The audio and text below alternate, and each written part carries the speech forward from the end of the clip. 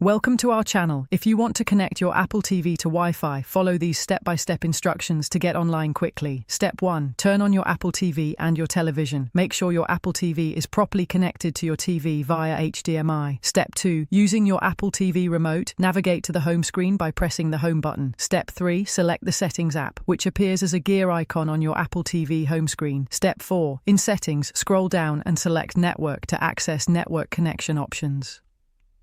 Step 5. Choose Wi-Fi from the network options. Your Apple TV will begin scanning for available wireless networks. Step 6. A list of available Wi-Fi networks will appear. Select your home Wi-Fi network from the list. Step 7. Enter your Wi-Fi password using the on-screen keyboard. Use your remote to navigate between letters and numbers. Step 8. After entering your password, select Connect or Join. Your Apple TV will connect to the Wi-Fi network.